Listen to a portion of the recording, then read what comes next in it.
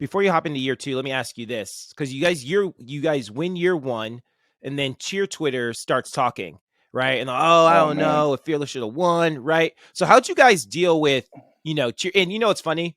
I remember I hadn't watched either routine like after when you guys had won, right? You guys win. Yeah. I didn't watch either routine, but I see people talking on Twitter.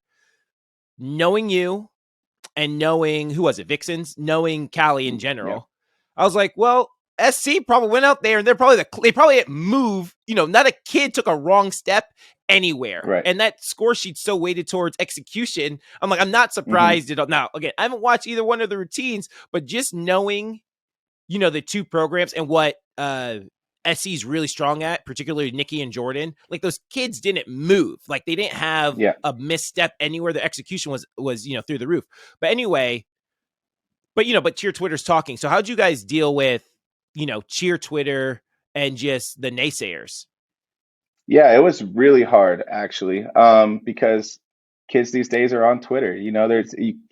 As much as we try to tell them, delete Twitter from your phone, nothing on that is going to help and motivate you to be better or be your best. It was a tough time, and it was really cool to help navigate these athletes through all of that negativity and, behind the scenes use that to motivate them to work harder, be better, and, just be able to, dust it off. It was tough for a little bit, especially those first few months when Twitter was going in on us. It was tough for those kids, and you could kind of feel it. You could see it in the gym, and at a point we just had to sit them down and be like, listen, this is get off of Twitter. Don't open Twitter. Don't mess with Twitter.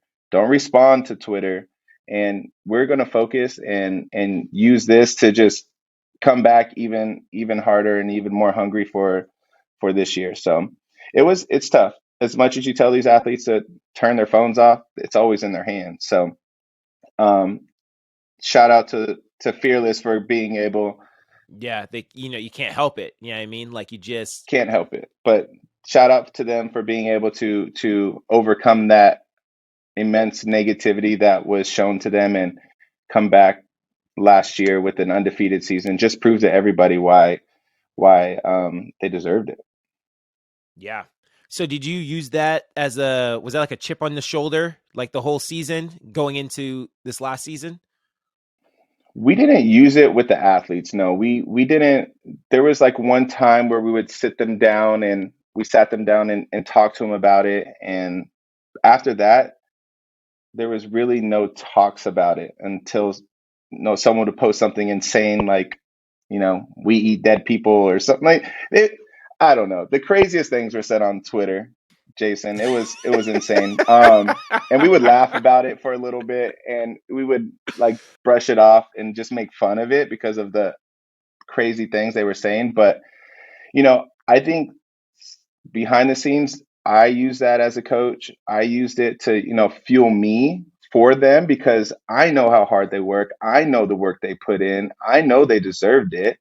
And for them, Twitter, these people, anons hiding behind these, handles are telling me that my kids didn't deserve it. It was definitely a I used it more than I think my athletes did.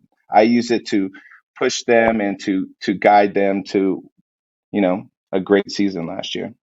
Yep. No, I feel you, man. Good stuff.